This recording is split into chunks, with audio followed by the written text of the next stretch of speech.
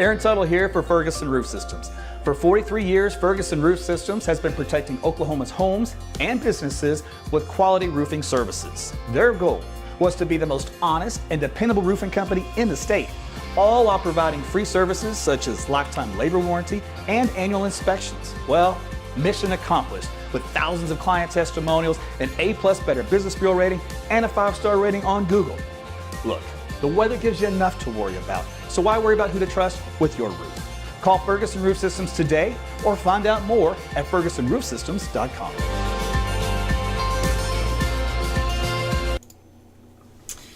Hey everybody, Meteorologist Aaron Tuttle back with you. It is a little after 1 o'clock in the afternoon. My morning consisted of coffee and sitting on the couch and doing nothing, looking a little weather. So I'm running a little late today. It's a holiday, and I really had no motivation to do anything for a while. So I finally got my acting gear and got dressed for the day. Forgot to start the day at, a little after 12 o'clock. So anyway, thanks for joining me. We're going to get an update here on the weather, see what's crack-a-lacking out there. Stacy, I see you throwing me some stars, some lunchtime love, so thank you. Thank you, lady. Appreciate it. If you'd like to send some stars, you can do what she did. Hit the stars button there at the bottom of your screen. I see you guys on YouTube. Thanks for checking in. You're welcome for the updates. So let's get on with it. I think I'm snowed out. I think I'm over it. Is that possible? As a meteorologist? I don't know.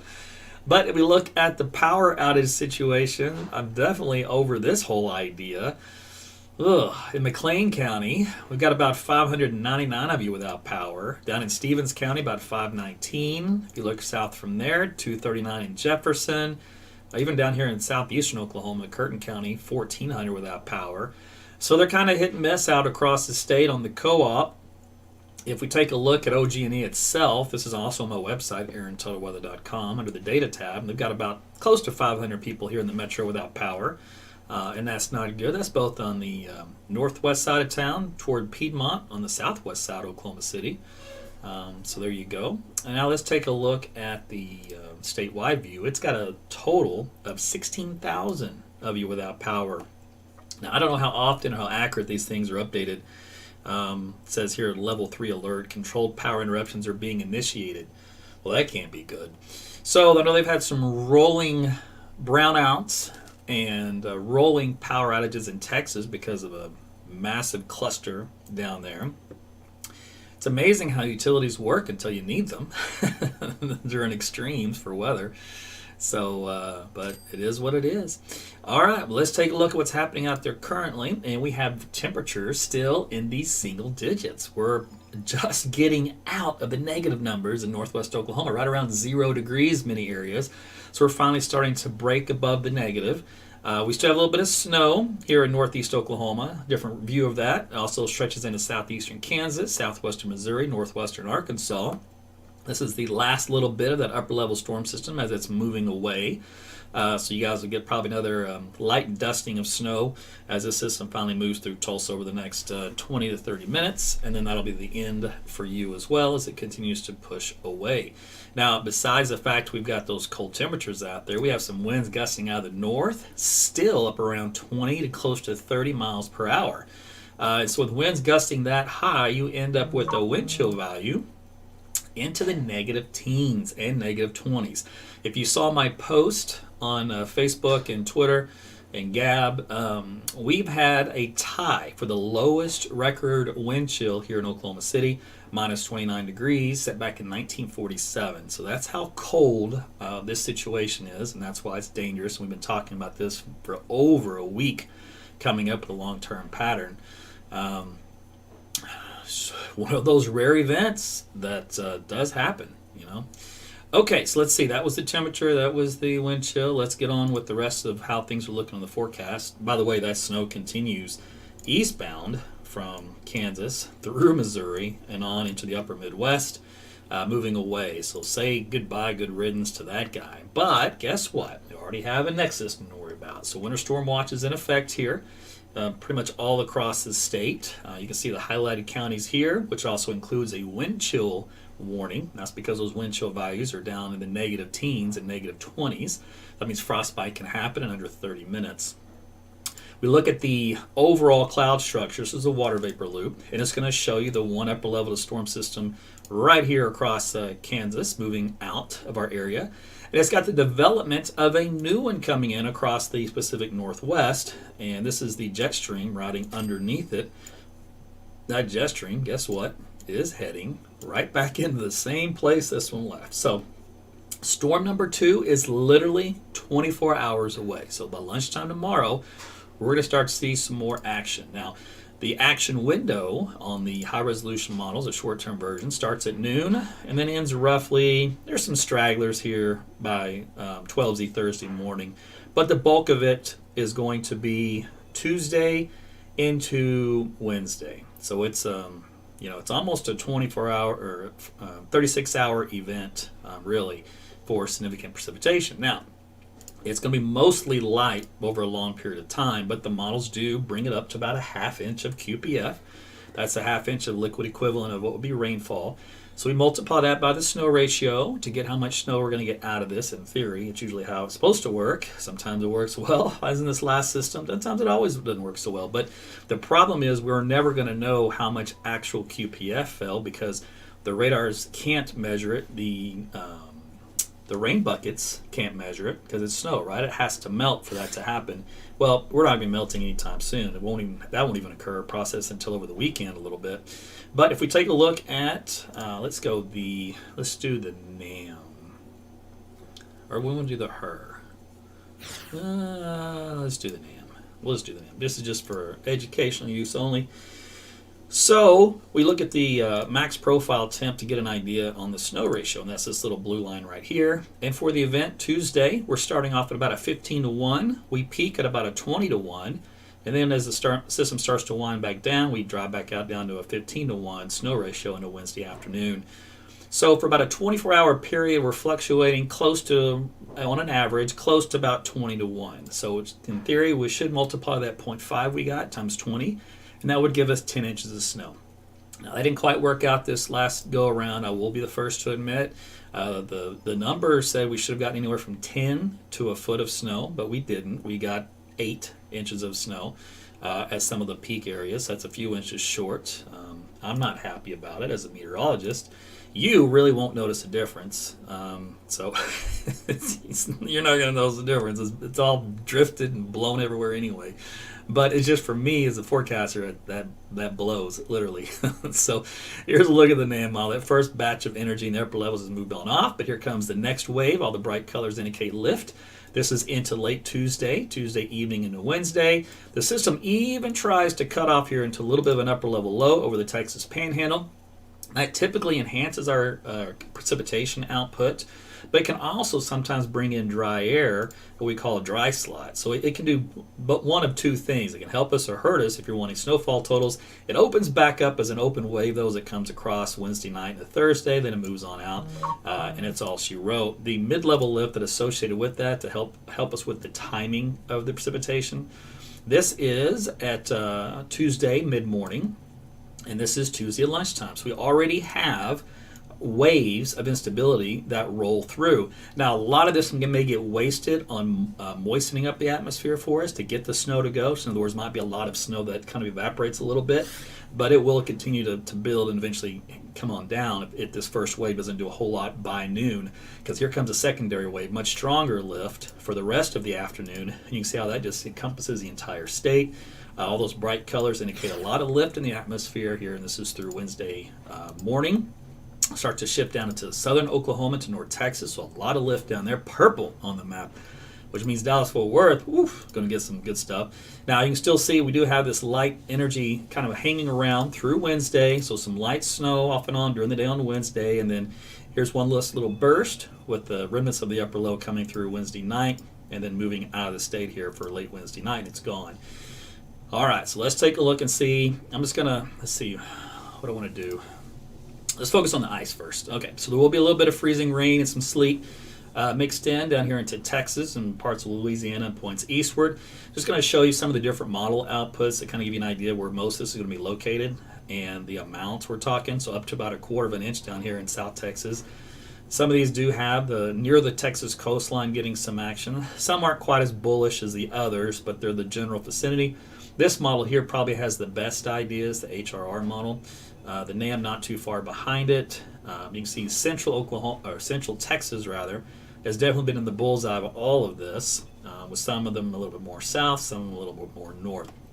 All right, so that is a look at the ice accumulations for this particular period, and then we're going to talk about the snow. So let me show you the timing on the snow. This is the new HRR model that just came in. This is in, I've got Dallas loaded. This goes up through Tuesday at 4 o'clock in the morning, so not quite in yet. Oh, that stinks. All right, I'm going to have to go back to the morning run, and that's fine. The new run will come in here in a minute, and we can look at it. So I'll start you guys down here in Dallas. I want to show you. You do have this snow that kind of clips to your north here by early, or by Tuesday afternoon, by mid-Tuesday afternoon. The first little wave goes by, but you continue to saturate, and then you start to see that freezing rain signal and sleet signal develop in your area as we head into Wednesday early morning. In other words, right around midnight onward through Wednesday morning. Now, it's a fine line cutoff. You're going to want to watch your local guys, because you can see how it's keeping most of the precipitation from the east side of Tarrant County eastward, and not much going on out west, probably because a little bit of that dry slot action I talked about with the upper level low. But this is a significant icing signature for that area. And if we do take a look at those ice accumulations down here, we are at, overall, about a tenth, maybe 2/10 at most here in Dallas, and then points east to Rockwall, Van Zant, and then from there toward Tyler, you're up around 3/10 of an inch of some freezing rain. So that could cause some power outages in addition to what you already have. And then, of course, there is going to be look like a pocket of some heavier icing between there and Waco, and all the way down to Bryan College Station. So, significant icing event going on down there. And then what about snow for you guys? You will be getting some snow, but this model keeps most of it to your north. I do think you're still going to get about an inch of snow out of this in Dallas at least. It's going to be a mixed bag of all three precipitation types, so I wouldn't trust this map completely, but that gives you the idea. At least you're going to have to deal with some ice and some snow down there. If we look at the, let's see, what else I want to do. This is the overall models, global models for Oklahoma City. Just picked that on a map, and it's got 3/10, so it has dropped. Just to let you know, there is a trend that's gone downward some in the global model output for overall precipitation. Even the GFS, which we've been watching for a long time for the amount of QPF here in central Oklahoma for Oklahoma City specifically, is now down to 0.46. That's a little trend downward. So they've all come down just a hair, not by a lot, but enough. Remember, every 1/10 of an inch matters when you're transferring this over to snow. Look at the global model here for the snow here in just a second. Here's a look at the that high-res HRR model for Oklahoma City. The point of this map is to show you up here at the top, these are dew point values. They're getting down into the negative teens, right around minus 19 degrees, with an actual air temperature tomorrow morning of minus 13. And then the atmosphere starts to moisten during the morning hours, and for the lunchtime onward, we've now moistened our atmosphere back up with a dew point of 12 and an air temperature back into the lower to mid-teens, all during the time we get this snow signal here, which we pick up, looks like up to around 5 inches of snow, if you were to believe this particular model, with the QPF of 0.3 through Tuesday night, right about midnight hours. So that's a good indication kind of where we're headed here over central Oklahoma. Now, I talked about some of the ice. Here's some of the sleet accumulations here in North Texas and northeastern Texas. Here's a look at some of the freezing rain. This is based off the GFS model, which is a global model. It's the new version. I haven't had a lot of practice use with this because it's a beta format. They're going to release it in March, but I've been kind of using it off and on, just kind of see how it does. Then my friend Ryan, he took the dynamic snow to liquid ratio. Remember we were talking about having like a 15 to 1 or a 20 to 1? Well, dynamic means every hour it changes. And so we let the model blend it all together to find out which hour to associate what ratio with how much QPF at that hour. In other words, the rain rate, or in this case, the snow rate, and then adds it all up to get a more accurate representation of how much snow we should see. So if we do that, We looked at this last night. I was a little too excited. It was up around a foot, but it's backed off because remember that trend has been to lower amounts a little bit with a little less overall moisture. So it's given us about 8 inches here in Oklahoma City, but barely, or on the southeast side of town, we're back in the pink, which is right around the 10-inch mark. So if I move this over for you so you can see that. So the scale right here in purple is up to about 9 inches, and once you get that little pink shading, you're at 10 inches to 11 inches. So it still has about close to a foot of snow here, just east of Oklahoma City, in this little sweet spot in the state. So that's kind of where it headed last night. So we're going to see how well this new model data goes. He just put this together, night before last. So I've been looking at it the last 24 hours just to see how well it's going to perform, because this will be a very useful tool for meteorologists if this turns out to be hit a home run. The dynamic snow liquid ratio. So that'd be a game changer. So let's see what happens. So thanks to him for making that. And then of course temperatures themselves are going to be cold. We're at minus 10 tonight here across Oklahoma City. 14 on Tuesday afternoon. And then 12 and 10 and 9 and 9. We're just going to stay cold at night with the snowpack. In daytime highs, the models keep trying to warm us up. We won't hit 35 on Friday, I don't think. The weekend, I think this is a little excitement too. I think we'll struggle to get above freezing in many areas just because of the snow. We'll eventually hit it, and when we do, we'll blow right past it and we'll start to melt this stuff. But it's going to take a few days. That's just the pattern that we're in. All right, so let's go back into the Oklahoma City, Oklahoma area, and let's get into the what you can expect for timing. And we'll see if the new run is in. It takes us to 22 hours. Let's see what that does for us. So the timing should be around lunchtime tomorrow. But let's see if that's continued. Not going to quite take us there. It takes us to 10 a.m. So it does show the snow out here in the Texas Panhandle moving in. So we're going to have to use the older run to carry it on through, which is fine. By the time I wrap this up, it may be in for the rest of the time period. But you can see how it quickly goes from 10 a.m. There's 11, there's noon, and 1 o'clock. So you can see how it's moving into from western into central Oklahoma on late Tuesday morning into early Tuesday afternoon. And that continues to move off to the east. You can see how that snow just continues across the state.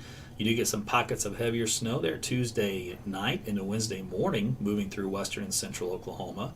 And there's still more heavy snow in southeast Oklahoma. That was one thing southeast Oklahoma usually misses out on, is the winter storm stuff and the snow, but they have not missed out this time around. They've gotten just as much as the rest of us. And we'll look at this particular model's snow output, and we'll see how it does compared to the other that we looked at. And it's going to try to get real specific on tracks of where it's going to pick the highest intensity. It's not always going to get that very well, but at least it's going to take a shot, and it will give you an idea. It's not using a 10-to-1 ratio. It's probably going to use like a 15-to-1 ratio. So it's got about 5 to 6 inches here across the greater Oklahoma City metro area, 8 inches northwest side of town up toward Enid, and then it doesn't have that bullseye like the other model did east of us.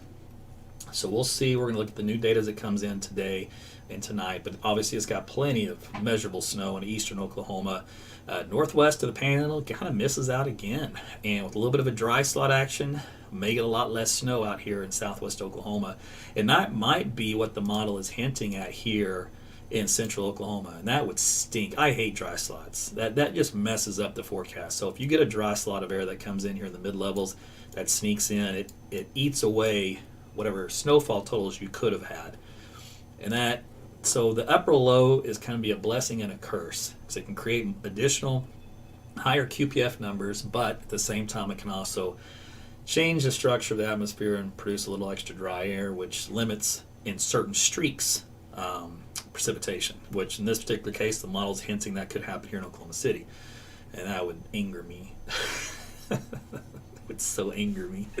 Let's look at temperatures here real quick. And if you didn't know it was going to be cold, let's just tell you it's going to be cold. So let's see. Let's go on into this afternoon. So like I said, we're finally above zero. But guess what? It's not for long. By midnight, we're already well below. And by 6, 7 o'clock in the morning, look at these numbers. So I'm going to stop it at 6 right here. So we're at minus 10 in Ponca City, minus 14 in Stillwater, minus 15 degrees in Oklahoma City, minus 10 down here in Lawton, mean, that's just miserable, guys. And then as we head into Tuesday afternoon, you can see how we rebound temperatures back into the teens. So at least we're finally heading in the right direction, right? Now we'll take a look at wind chill values. Remember, it was brutal this morning. We were in the minus upper 20s, around minus 30 at 6 a.m. this morning. That's what this map is here. Now we're going to go into this afternoon, and they're not as bad. They're in the minus teens, single digits out west. Then we get, of course, very, very cold tonight. So you don't have to have much of a breeze to make a wind chill value in that environment. So it's going to feel like close to minus 30 again here in central Oklahoma. And there's going to be pockets where the model's going to try to warm things up due to orographic blockage and that kind of deal, and less snowpack. And it's going to try to pick out highlights. But just take the overall consensus, which is wind chill values in the negative teens and negative 20s again, with some areas approaching minus 30 over just random areas of the state. Like here in Woodward, for example, it's got about minus 31. So deadly wind chill values will continue into our Tuesday morning, and then during the afternoon they do rebound a little bit. Wind chill values actually getting above 0 degrees for once. Oh, that is nice, and that would signify the end to our brutal cold snap. From that point forward, we start to moderate temperatures little by little. So if you can hang in there for the next 24 hours, you're going to get past the worst of the worst, and that's great news. Okay, so let's take a look at the overall QPF with this. All right, and this is kind of where I say you get these little streaks. Like here's a streak here about 5/10, and then you get the dry streak here of 3/10, and back surrounded by close to 4/10. And so the model tries to do its best at picking out these highlighted areas, but they do tend to move around a little bit. So they're never going to nail them completely. But it kind of just gives us guidance of what to look for. We want to pick out the trend and what the model is seeing, so that way when we do forecast, it's almost like you hedge your bets. In other words, I would look at this. If this is all I had to go on, and this is all I could use to interpret anything, I'd go, okay, well, we've got 0.3 surrounded by 0.5. So then I would give you a range. I would use more than a 10-to-1 ratio. So 6 inches of snow is a bare minimum, because that's a 10-to-1, right? And that accounts for some of this dryness. If we go up to 4, we double 4, or 0.5, we're up at 10 inches of snow. A 20-to-1 ratio, not 10-to-1 earlier. 21 ratio, that 3 comes into 6, so it's 6 inches of snow. And out here, with a 0.5, if we can average up to that would be 10 inches of snow. So then you would say, all right, 6 to 10 inches of snow in that environment. But you would know you can't promise that for everybody on the high side, because if you get these little dry streaks in there, well, somebody's not going to be happy. But with the blowing snow, drifting snow, again, it's going to be a little hard to measure. It won't be as windy with this next system, which is good, and it'll be from the south. But if you live on the north side of the lake, you should get a little extra lake effect snow action with this one. Let's take a look and see if the newer data continues to come in. It's a benefit of checking it out here at lunchtime. Let's see, not yet to 27 hours out, but what has come in is the European model. It came in here this morning, and it's kind of doing the same thing as the high res, which is interesting. So it's got a little swath of heavier snow in western and central Oklahoma, but it's surrounded by these little drier areas. And it's just going to be very hard to forecast where these exact dry areas are going to set up. Where you can see you get amounts down 1/4 of an inch. So even if you were to say the best ratio you can get, 20-to-1, which is probably not going to be the case during the whole event, it may average down to 15-to-1. At most, you'd be looking at about, at most 6 inches in these dry areas, and maybe more likely 4 inches. So there's going to be more of a range with this system too, just like this last one, where there's going to be some areas that just are really good and others not so good. If I look at their version of that with the overall snowfall projection, let's take a look.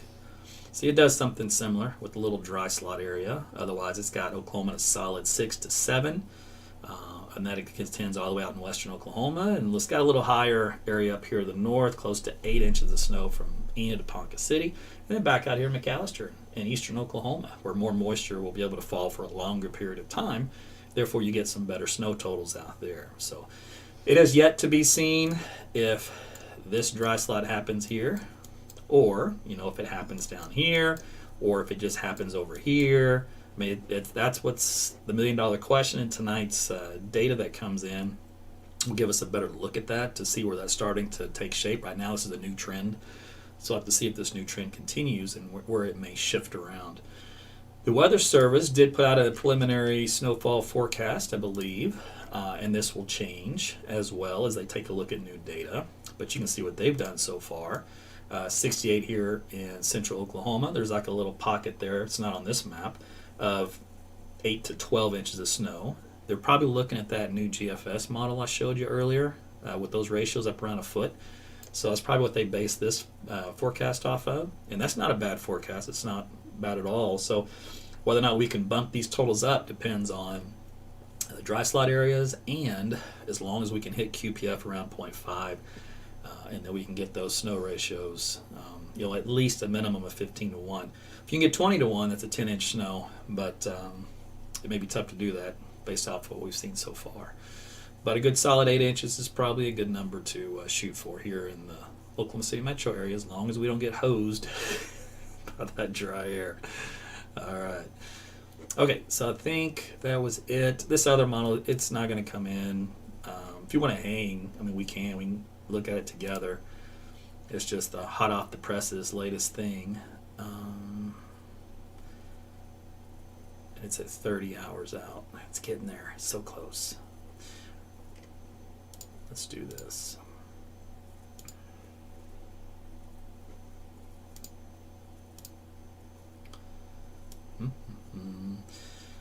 So this is one of our, if you take the best of what we have in computer modeling, this short-term HRR model is supposed to be it, right? And it has a few weaknesses, but by far and large, it does really well in most cases. So this, for example, is 1 o'clock tomorrow. It already shows a band of snow moving into central Oklahoma. And it continues to expand here during the afternoon, so it gets heavy. So you're going to do any traveling tomorrow, I suggest you get it over with by noon, because after that you're going to have blowing snow, reduced visibility, road conditions deteriorating, all that jazz. And you can see that goes through 7 o'clock. It's moderate snow across the state still. The exception to the rule is up here in northwest Oklahoma. You're not going to see a whole lot. And this little dry slot stuff still showing up down here in southwest Oklahoma. Let's see what it's got for total accumulated QPF by this point. And by tomorrow evening, by Tuesday evening, it's got about 0.2 here in Oklahoma City, out here in the west, up to maybe a quarter at most, and a little high spot up here. Of course, I'm a mark. Wait a minute, what is this model doing? It can't produce 0.25 inches of QPF and produce 0 snow. Did I just see that right? No, I was looking at this run here. Let's see. Oh, it did produce snow up here. Okay, just in the evening it had moved it off away already. Woof! I was about to say something didn't make sense there. I just missed it right there. So it did snow pretty heavy in that one little band in northwest Oklahoma for the middle part of the afternoon before moving off, which is interesting because the European actually picked up on that. The European is usually a really good model. It just blew it in this whole Arctic pattern. It just blew the whole thing. And so it's been playing catch up. All right, so here we go. We're in now through 8 o'clock tomorrow evening. You can see the snow is expanding a little bit out here in western, up to 3/10. We're still up about a solid, almost a quarter here in central Oklahoma. So if we were to do 20 to 1 ratio, that would be about just under 5 inches of snow through tomorrow evening here in central Oklahoma. So that's the way this model's looking. Now, if it's not quite, that, we have to take a ratio out of that, so we're down to 15 to 1, for example. So instead of this, being 2 inches of snow or 5 inches of snow, we have to split the difference. So you're looking at 3.5 inches of snow here. That's still significant. It's just not a crazy number yet. And there's still more snow through the evening, so this will not be the end of it. It's just we're waiting for the new data to come in to see what it ends up being. So there's through 9. You can see it's added up now to 3, and that's getting a little heavy out here in the west. But overall, it's got a good widespread look to it. It just doesn't have anything too crazy heavy. But remember, this is still going to snow through Wednesday. So these numbers should continue to slowly add up through the period, and it's still slowly trickling in. Let's see what it's doing with the what it thinks the snow ratio conversion will be, and it's going with just under 5 inches of snow here for central Oklahoma. So it's not quite going 20 to 1. It's going probably closer to 16, 17 to 1 if you were to average it out. But that's a pretty good snowfall total here through 9 o'clock tomorrow evening. There's pockets out here west up around 6 inches. Then, of course, Tulsa, you guys are up around 5 inches, so there's still some decent snows there. Southern Oklahoma doesn't seem to get a whole lot at the beginning of this event. We'll see what happens as the event carries on into the nighttime and then into Wednesday. So there's the final look here until 10 o'clock now. So as we sit here, just new data keeps slowly coming on in, and we've got still 5 to 6 inches. Here's some pink areas of 6 inches of snow. And we'll just sit here for a little bit. I'm not in any big rush. Tell you what, though, let me see if there's any ice showing up on this down south for the river. Not yet. All right.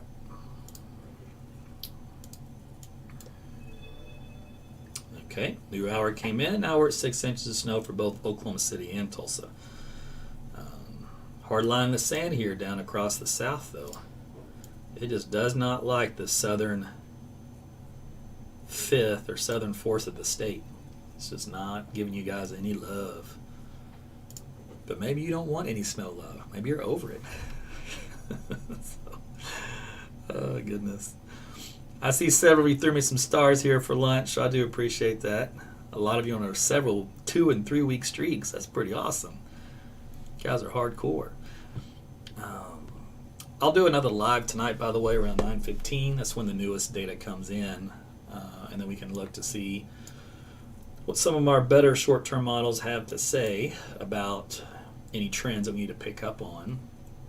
But it's looking like another decent system. This is strange because remember the first couple big snow events we had here?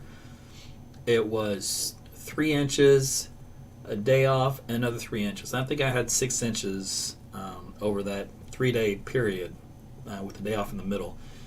And this one, I didn't even measure out there, but I'll just take the surrounding reports from it. So supposedly around Edmond we had close to 8 inches. So I'll take that measurement, and then if we get another 8 inches on top of it, that's 16 inches. I'm just like, that is nuts, all within just a few days apart. 3 to 4 day period. That's crazy. All right, so data keeps coming until midnight, and we just keep slowly adding to it. It's nothing huge. It's just this gradual light to at times moderate snow that just keeps on going. So it just keeps slowly adding to it. Let's see, 6.3, and it had a QPF. Okay, we're at 6.6. It's got 7 inches here in Edmond and Piedmont. Let's see what the QPF says at that point in time. So it's got the QPF of 4 to, it's basically 0.4. All right, see, it's not quite going 20 to 1. It's going like maybe 18 to 1 snow ratio. So that's what it thinks it's going to be on an average.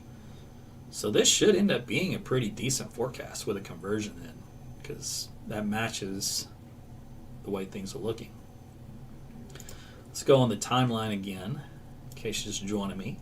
So the snow will come into western Oklahoma during the early morning hours on Tuesday, and then quickly develop into the midday hours over western and central Oklahoma, and continue to expand and blossom. Sometimes it'll come down a little heavy, sometimes lighter. The trend has been to stick pretty heavy over central Oklahoma, but it does have these little hints of dry air intrusions that may limit the amount, especially in the southern third of the state or southern fourth or fifth of the state down along the Red River. It's going to be a hard line somewhere, maybe from Lawton to McAllister, where you get north of that line, it's plenty of snow. You get south of it, and you didn't get a whole lot. That's the way this model's starting to trend. All right, let me see if it does anything extra with temperatures while we're waiting for those next few rounds to come in. So tomorrow morning, it still has us dropping down to minus 16, -8, -11, -15, -14, 13. So plenty of cold air to go in the morning hours as far as actual air temperatures are concerned. Take a look at the wind chill at that time. We'll see if that's any better.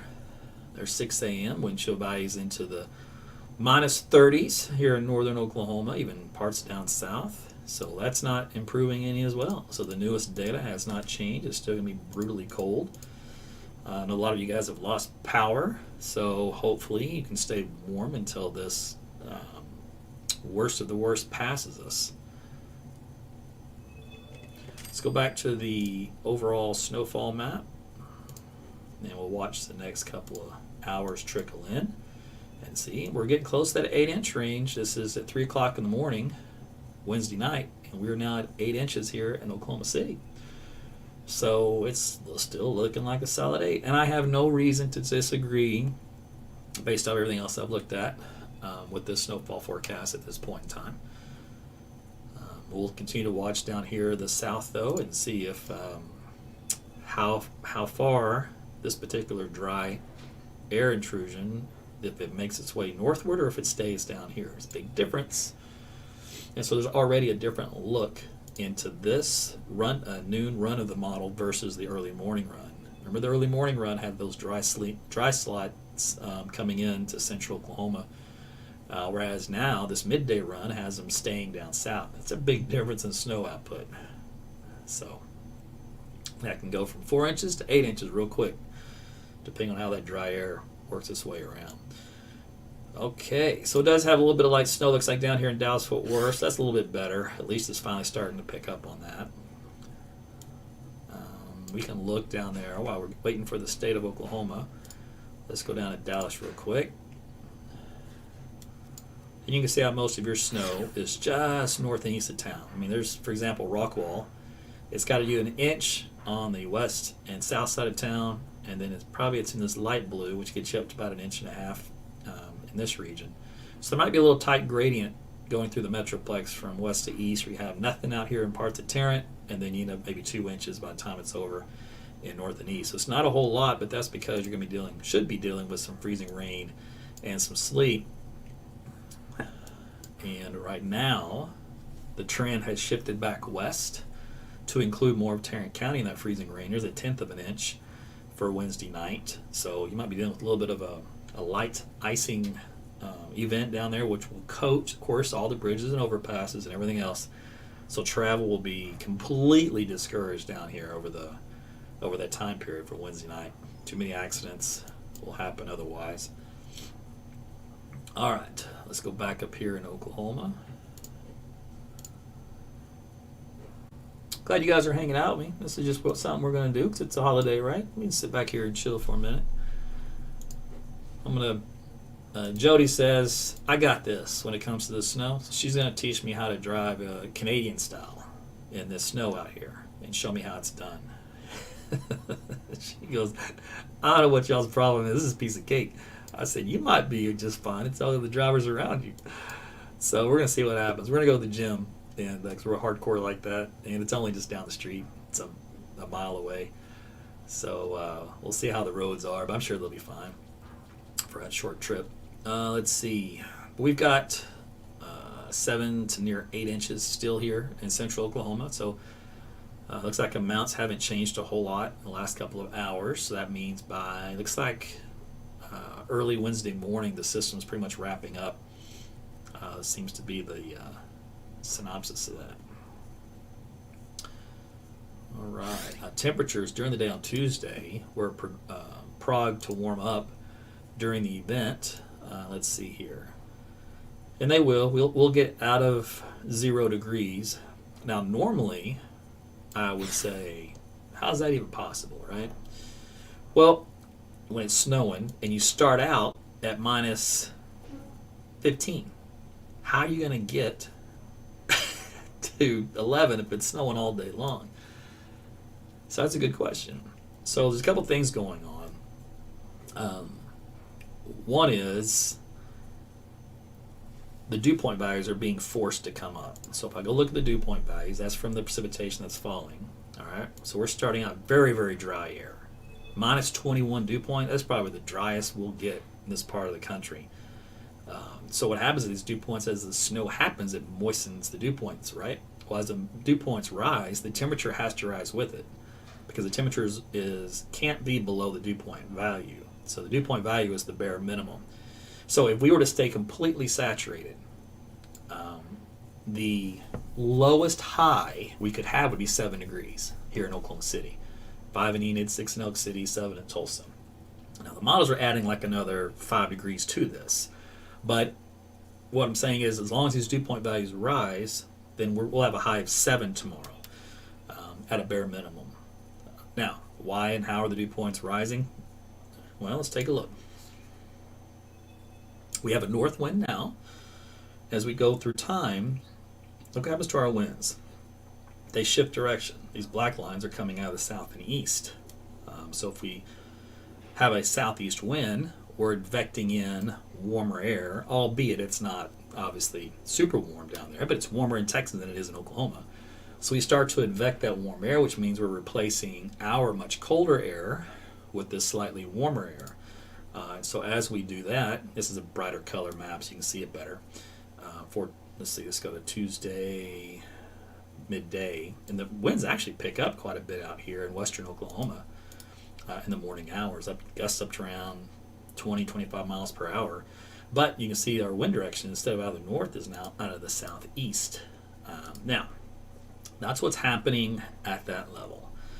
Then you have something else that happens, and we're going to have to go to a different model for that, but we're going to go to the NAM model. And I'm going to show you, I'm going to have to expand our view. It won't like it on that one, it's too close in. But we're going to show you 850 millibar temperature advection. Let's go to the prior run. Okay, so we're trying to warm things up at the very surface just with returning wind out of the south. All right, so a south wind is always a warming wind. Now, as we head into Tuesday afternoon, you see all this red on the map? That's very warm temperatures, around about 3,000 to 7,000 feet coming in. So a lot of this warm air tends to get transported downward, and that will help to warm things up too. As the precipitation falls, it falls through this layer. So if you want a vertical representation, I just picked this hot spot here. This is what it looks like on a sounding. So, and actually, let me show you what happens. We're going to do a little one-on-one here, weather classroom. So this is the temperature dew point. Red is temperature, green is dew point in the atmosphere. This is from the balloon that goes up. So we're looking at several thousand feet, all up to 15, 20, 25,000 feet up in the air. But we're going to stop down here as to a few thousand feet. And what we have is this inversion, which goes to the left. That is our cold, dense, cold air, our Arctic air mass. This little line right here, this little light of mine, I'm going to let it shine. So that's 0 degrees Celsius. That's the freezing line in the atmosphere, okay? So if you noticed, we're well below freezing. But if you also notice, this little nudge right here, this is the 850 millibar warm air advection nudging it closer to this line. If it were to cross this line, it might try to convert some of that snow to sleet. Or if it was thick enough, freezing rain, it would have to refreeze in this colder air as it works its way down through that layer. So now let's look at a prior hour before that warm air advection gets here. I'm going to watch, see how that, let's go up 6 hours prior, and let's see what happens. Okay, it wasn't as dramatic. Let's go a little more than that. Let it 27 to 33, so let's go 21. Okay, that's not bad. All right, so this tells us how dry the atmosphere is at 3 a.m. Tuesday. So 3 a.m. Tuesday, you see how far apart this temperature is and this dew point? That's a lot of dry air. So when the precipitation starts, a lot of the process is wasted in moistening up this column of the air to get these lines to get close to one another so we can actually get some precipitation to fall to the ground. The other thing is, this little nudge that we looked at is back here. If we were drag it down to the surface, it's like minus 5 degrees at that level. But remember, it nudges almost close to 0 degrees. So this warms. This is the red is the temperature, and actually warms in this 850 millibar layer. So if I go to, you know what, let's do this. All right, we'll do this. So we're going to make a little note. Okay, 850 temperature is there. Now I'm going to warm it back up to where we were. Let's go to 33 hours out. Now look at it. Now this temperature is nudging right here. So we've warmed it up 5 degrees Celsius. So this is a warm air advection pattern, not to mention the fact that these wind barbs are a warm air advection pattern. This is a shear in the atmosphere. And if we were in spring, or say maybe early summer, I'd be predicting tornadoes with this shear profile. But we're not. We're in wintertime. But this warm air advection profile is an unstable. So it brings in instability and moisture. And look what happened to our lines. The red and the green, they're solidly close again. They're no longer far apart. So we've moistened up the column of the atmosphere. It's saturated all the way up. And now we're going to have snow falling all the way down the surface. Now there is one last little split here. It says 21/12. So there's a little tiny bit of dry air here at the bottom. So that will kind of help to evaporate some of those snowflakes initially. But this overall column is saturated, so the snow will win out. And it will eventually continue to make its way to the ground.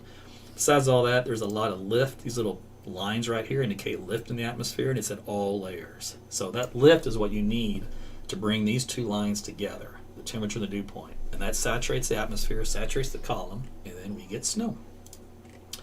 And so the forecast sounding from that says snow. So anyway, so there's your little weather classroom. Hopefully that made some sense. If not, well, we'll try again next time.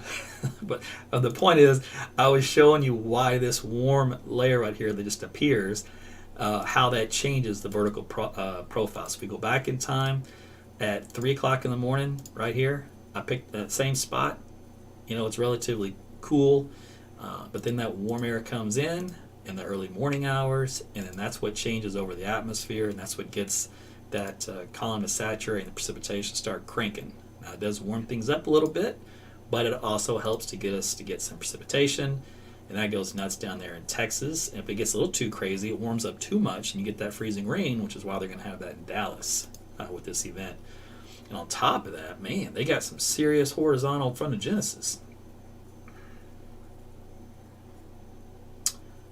That's Wednesday morning. And what's so strange that the models didn't really produce a ton of precipitation in Dallas, but all the other indices say they should. So I think they're underplaying what's going to happen in Dallas. So be careful down there. All right, so let's go back to the statewide view and let's see what the latest is that's trickling on in for the snow. Remember, I think we're pretty much done with the accumulations, but we're going to check one more time anyway. So this is 48 hours out. Wrong one. There we go. 48 hours out. So we're still up about 8 inches of snow here in central Oklahoma. There's a little pocket there at 9 west of Kingfisher. Stillwater's about 8, Tulsa 7.5, and some higher snowfalls down here in southeast Oklahoma for a change. And this is that dadgum dry air signal coming in. So these little dry slot areas of dry air coming in, trying to erode what would be a really decent snowfall for even down here in southern Oklahoma. Now I will show you what that looks like when we compare. Let's see, I can do 36, 42.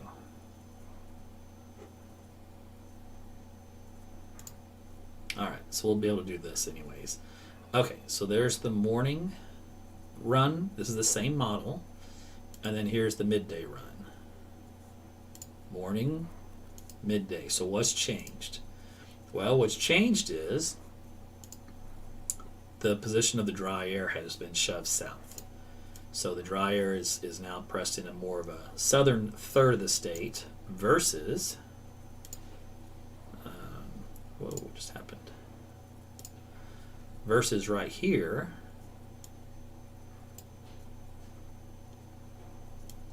into central Oklahoma.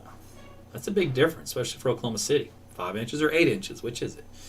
So that's how these little fingers of dry air can really hose us. But the new trend, though, is to shove that more south and let us have our due share here in Oklahoma City. So there you have it. Okay. The new NAM is coming in. Let's see what it does. So just so that you know, model data comes in for the main ones anyways, 4 times a day: 6 a.m., noon, 6 p.m., midnight. So you usually have to wait about an hour after those time periods to get the data to start coming in, and sometimes it's a little bit later than that, depending on what model it is. And, well, a lot of times it is later than that because it's not instantaneous. It takes an hour just for the balloon to finish going up and sending back data. Then it takes the next hour to start ingesting and then cranking that data out, and then the final hour to actually start making the maps that we all use. So it's a slow process. But that's whenever we look at the information coming in on the fly. So that's why I'm saying the noon time, we're at 2 o'clock in the afternoon, and we're just now able to see the first 24 hours of the new NAM model. And it's got through lunchtime tomorrow. It has bulk of the snow out here in the Panhandle. It has some signals of light snow here, but not a whole lot. So it's not quite as aggressive as the HER. I go with the more aggressive one on these types of events. Let's see. I'm just seeing something here.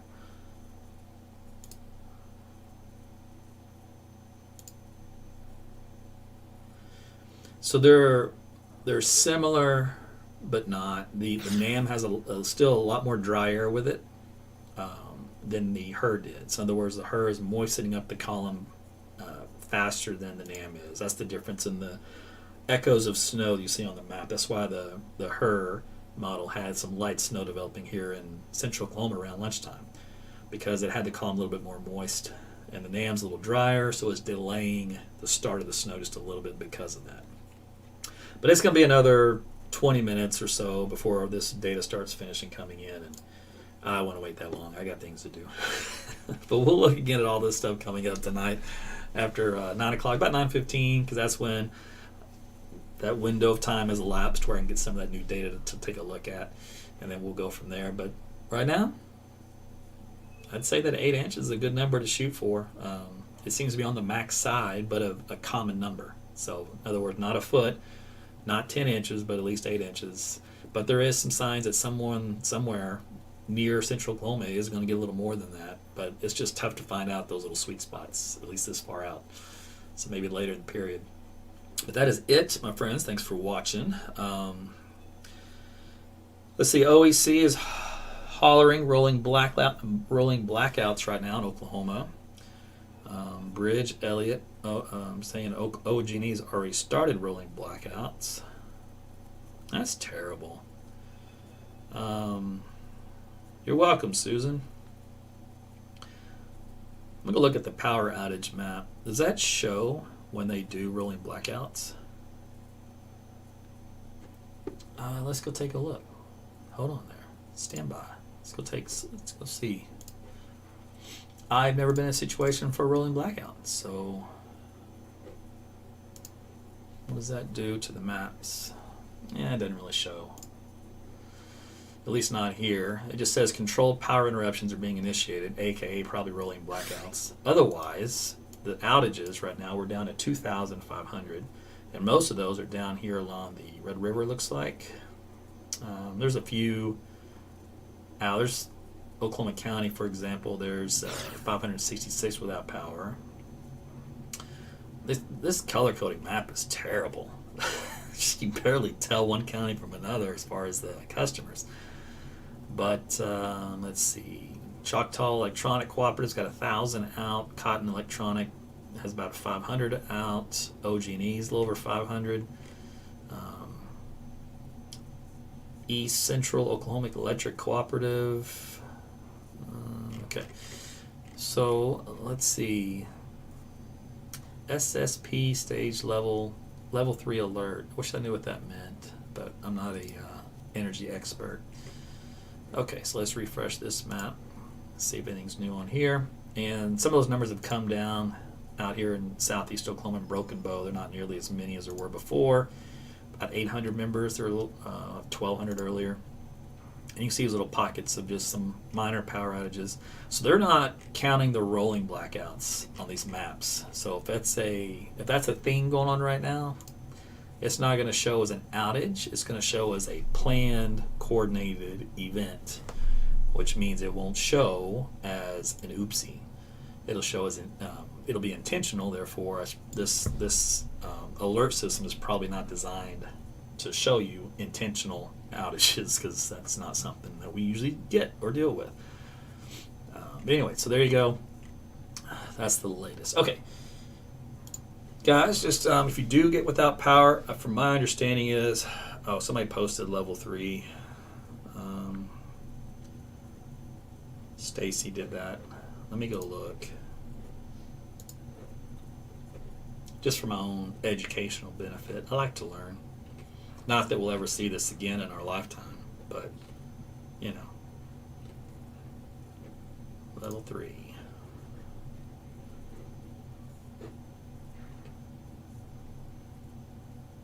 Come on, Internet. Ain't got all day. That site must be getting hammered. Everybody's reading about level 3 is. Seriously, just load it.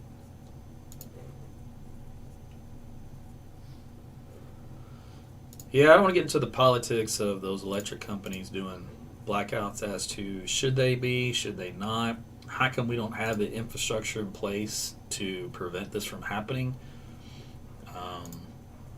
What is it? Is it too much on renewable energy demand, or is it just too much on the cold temperatures affecting all platforms? That's a whole study in and of itself. I'm gonna have to Google this stupid thing because I can't get that link to load. Emergency alert issued due to cold. All right, I'm gonna learn something here real quick. Emergency alert level 2. No. Let's go level 3. Why would... Lame. If I'm at a level 3, I don't want to read an article about level 2. Let's see. An EEA level 3 would be triggered if the SSP has to utilize operating reserves below the required minimum, or ask for members to implement controller service interruptions, aka blackouts. That is just sad that we're in that position. But we are. Texas has been in this position all day, so I guess we can consider ourselves lucky that we haven't had to be in that position yet.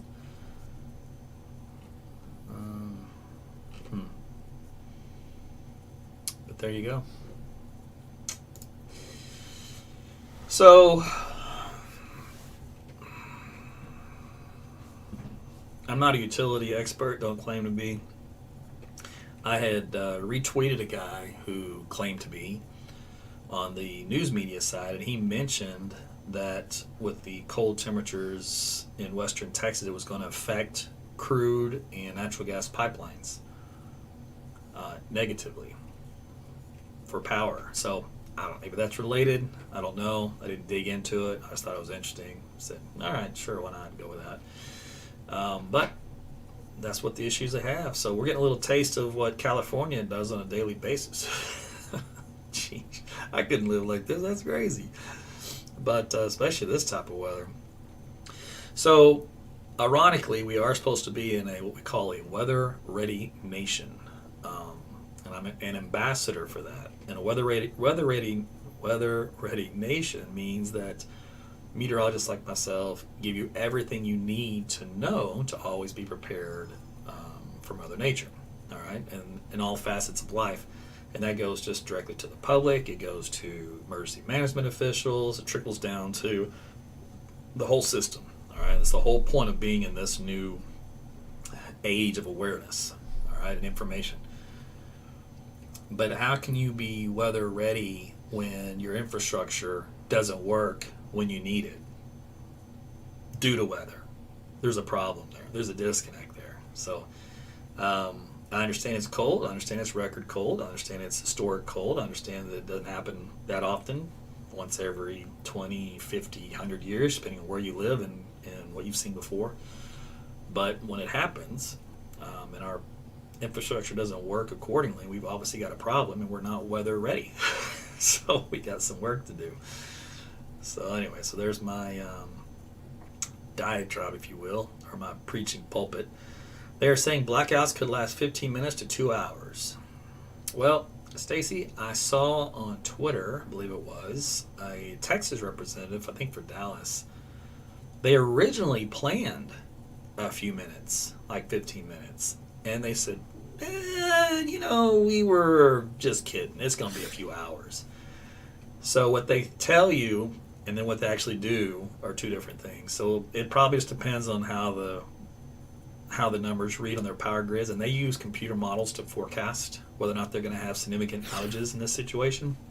So it probably also depends on what those models say as to whether or not they continue that and they make it longer or what. So, David, I don't know, man. Buy some Bitcoin. I don't know about all that. So yeah, bridge. It's definitely interesting. I've never researched the whole utilities connection into weather. That's a whole industry. I mean, people have careers in that. I don't have time to go learn a whole other career. So I may dabble just enough to get some understanding of it. But other than that, I got too many things on my plate as it is. All right, so Sarah wants to know, why are they doing this? I'm just joining. Oh, boy. So some are up to 9 hours now. Oh, my goodness. You know what? That's irritating. Because now I'm going to get pissed. My job is to warn you as a general public what to do when Mother Nature causes you to have a loss of power, right? Or in a situation where you're stuck and you're stranded, how to best protect yourself. Vehicle, side of the road, dead car battery. You do have power loss in your house, but because if lines go down due to the ice accumulation or blizzard winds or something like that, right? More freak occurrences and not man-made. But man is not supposed to purposely cause people to die. So now you get in that whole, well, I gotta kill a few to save many, idea, Hunger Game action. I don't know, whatever. So, yeah, that whole thing is irritating me. So if the infrastructure can't handle it, and they have two choices, they cut power, and it's a Russian roulette, or they don't cut power, and they just let the whole thing go down for everybody. It's like pick your poison. So it's frustrating because that's out of technically the weather's hands at that point, and my communicative abilities to tell you how to prepare for that due to weather, and it goes into the moral issue of kill a few to save many.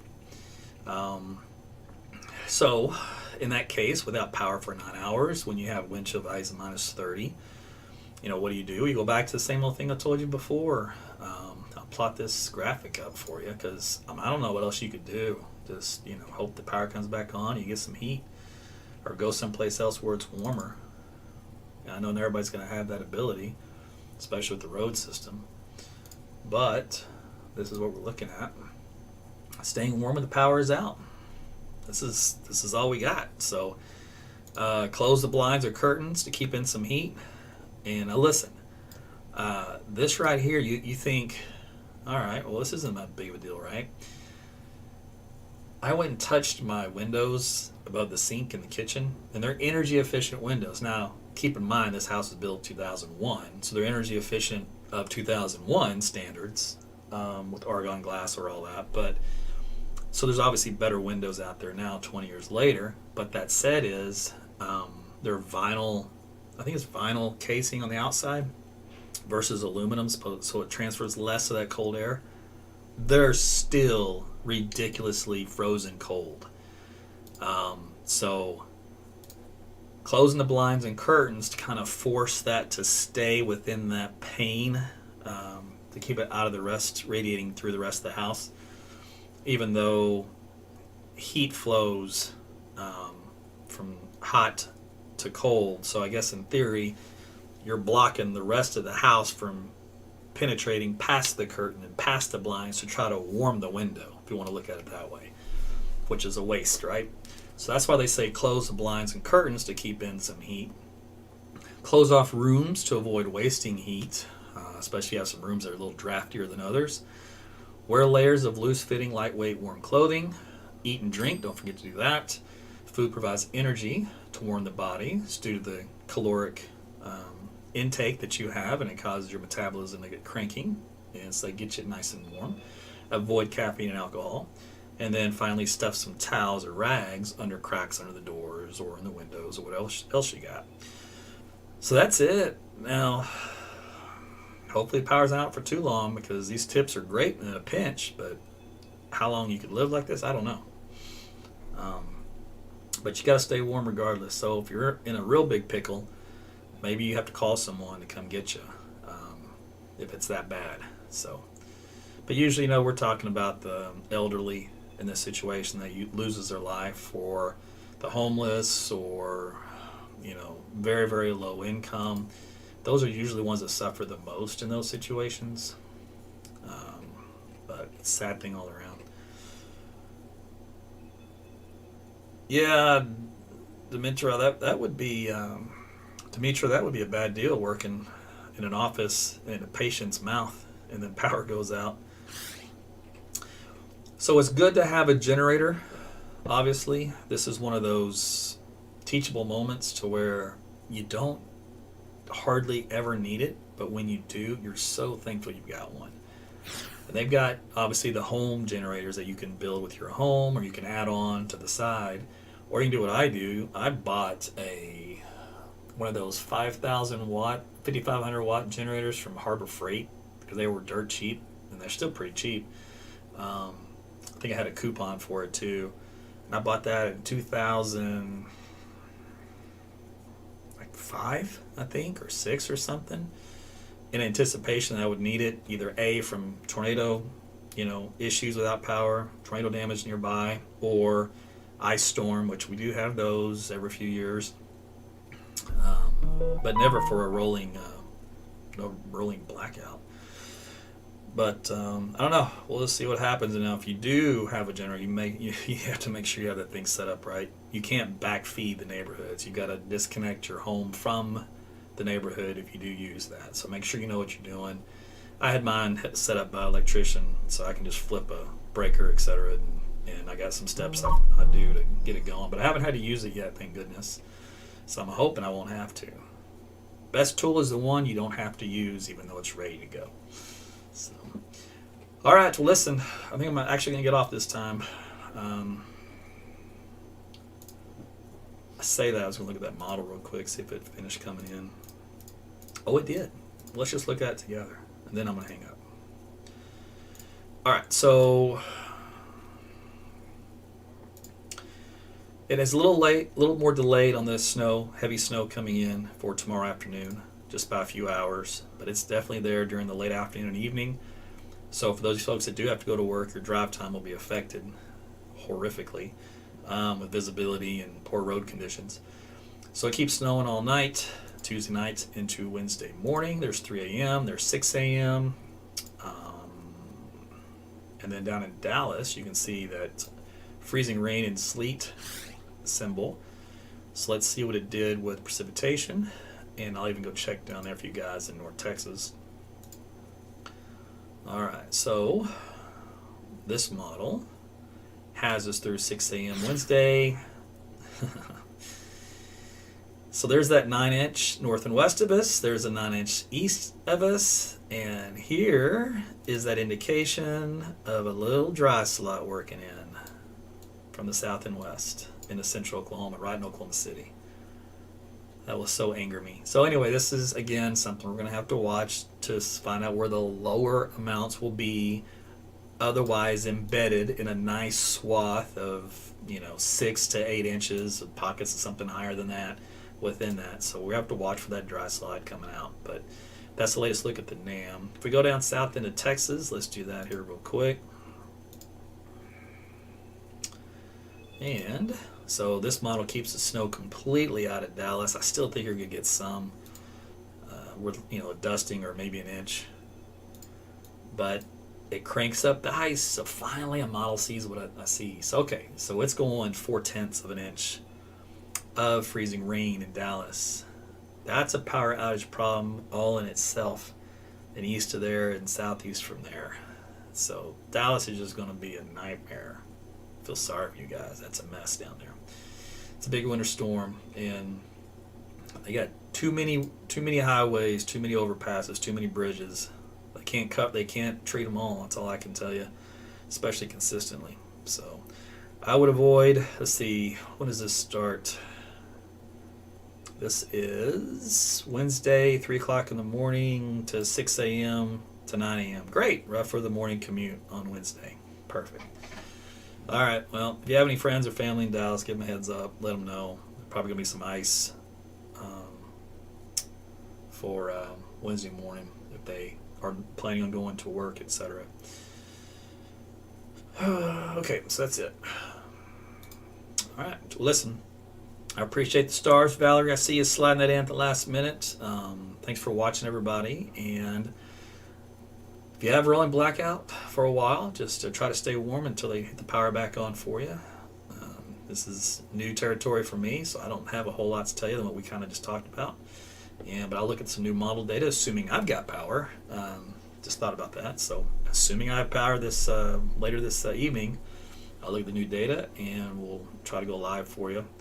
And in some cases, I may only go live on one channel. If there's an internet problem, power issue, whatever, I'll see what I can do for you. All right. Till then, be warm, stay safe. We'll talk soon. Thanks, everybody.